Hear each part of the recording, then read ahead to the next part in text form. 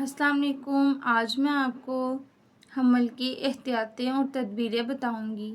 اللہ کی رحمت کے 10 حروف کی نسبت سے زمانے حمل کی 10 احتیاطیں اور تدبیریں۔ حمل کے زمانے میں عورت کو اس کا خیال رکھنا بہت ضروری ہے کہ ایسی ثقیل یعنی وزنی غذائیں نہ کھائے جس سے قبض پیدا ہو جائے، اور اگر ذرا بھی پیٹ میں گرانی بوجھ معلوم ہو تو 1-2 وقت روٹی چاول نہ کھائے بلکہ شوربے میں گھی ڈال کر پی لے، یا 2-3 تولہ منقع یا 1 ہرڈ کا مربع کھا لے۔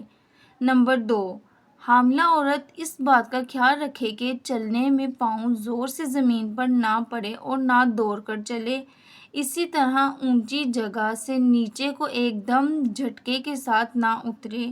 اسی طرح سیڑھی پر دوڑ کر نہ چڑھے بلکہ آہستہ آہستہ چڑھے، غرض اس بات کا خیال رکھے کہ پیٹ نہ زیادہ ہلے اور نہ پیٹ کو جھٹکا لگنے دیں، نہ بھاری بوجھ اٹھائے، نہ کوئی سخت محنت کا کام کرے، نہ غم اور غصہ کرے، نہ دست لانے والی دوائیں یعنی جس سے موشن وغیرہ ہوں، دست لانے والی دوائیں کھائے، نہ زیادہ خوشبو سونگھے۔ نمبر 3، حاملہ عورت کو چلنے پھرنے کی عادت رکھنی چاہیے، کیونکہ ہر وقت بیٹھے اور لیٹے رہنے سے بادی اور سستی بڑھتی ہے، معدہ خراب ہو جاتا ہے اور قبض کی شکایت پیدا ہو جاتی ہے۔ شوہر کے پاس نہیں سونا چاہیے، خصوصاً چوتھے مہینے سے پہلے اور 7ویں مہینے کے بعد بہت زیادہ احتیاط کی ضرورت ہے۔ نمبر 5، اگر حاملہ عورت کو قے آنے لگے تو پودینے کی چٹنی یا کاغذی لیموں استعمال کریں۔ اگر حمل کی حالت میں خون آنے لگے تو قرص قہوہ کھائیں اور فوراً لیڈی ڈاکٹر سے علاج کروائیں، اور یہ بھی ڈاکٹر کی ہدایت کے مطابق ہی کھائیں۔ اگر حمل گر جانے کی عادت ہو تو اس عورت کو 4 مہینے تک پھر 7ویں مہینے کے بعد بہت زیادہ احتیاط رکھنے کی ضرورت ہے۔ گرم غذاؤں سے بالکل پرہیز رکھے اور بہتر ہے کہ لنگوٹ باندھے رہے اور بالکل کوئی بوجھ نہ اٹھائے اور نہ محنت کا کوئی کام کرے، اور اگر حمل گرنے کے کچھ آثار ظاہر ہوں، مثلاً پانی جاری ہو جائے یا خون گرنے لگے، تو فوراً ہی لیڈی ڈاکٹر سے رجوع کرنا چاہیے۔ نمبر 8، اگر خدا نخواستہ حاملہ کو مٹی ملتانی مٹی عورتیں شوق سے کھاتی ہیں اور یہ نقصان دہ ہے، کھانے کی عادت ہو تو اس عادت کو چھڑانا ضروری ہے، اور اگر مٹی کی بہت ہی ہرس ہو تو نشاستہ کی ٹکیاں یا طباشیر، ایک سفید رنگ کی دوائی جو بانس کی گانٹھوں سے نکلتی ہے، کھایا کریں، اس سے مٹی کی عادت چھوٹ جاتی ہے۔ اگر حاملہ کی بھوک بند ہو جائے تو مٹھائی اور مرغن یعنی تیل والی غذائیں چھڑا دیجیے اور سادہ غذائیں کھلائیے، اور اگر پیٹ میں درد اور یا گیس معلوم ہو تو نمک سلیمانی یا جواری کمونی کھلائیے۔ بہرحال تیز دواؤں کے استعمال اور انجیکشن وغیرہ سے بچنا بہتر ہے۔ ایسی حالت میں علاج سے بہتر پرہیز اور احتیاط ہے۔ نمبر 10، بعض حاملہ عورتوں کے پیروں پر ورم آ جاتا ہے۔ یہ کوئی خطرناک چیز نہیں ہے، ولادت کے بعد خود بخود یہ ورم جاتا رہتا ہے۔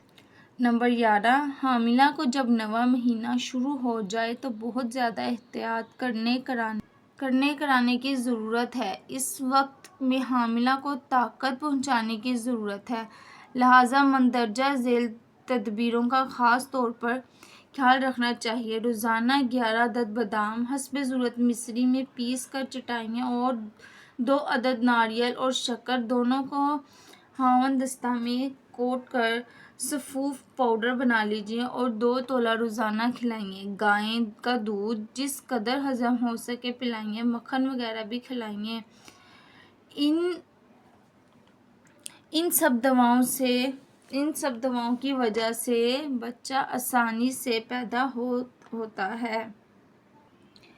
جب ولادت کا وقت آ جائے اور درد شروع ہو جائے تو بائیں ہاتھ میں مقناطیسی میگنیٹ لینے سے دبائیں، اور بائیں ران میں مونگے کی جڑ سرخ باریک باریک شاخوں کی مانند ایک پتھر جو سمندر سے نکالا جاتا ہے پنساری کی دکان سے شاخ مرجان کے نام سے ملتا ہے۔ باندھنے سے بچہ پیدا ہونے میں آسانی ہوتی ہے۔ پیدائش کے وقت کسی ہوشیار دائی یا لیڈی ڈاکٹر کو ضرور بلا لینا چاہیے۔ اناڑی دائیوں کی غلط تدبیروں سے اکثر زچہ بچہ کو نقصان پہنچ جاتا ہے۔ پیدائش کے بعد زچہ کے بدن میں تیل کی مالش بہت مفید ہے۔ جیسا کہ پرانا طریقہ ہے کہ ولادت کے بعد چند دنوں تک مالش کرائی جاتی ہے، یہ بہت ہی مفید ہے۔ جس عورت کے دودھ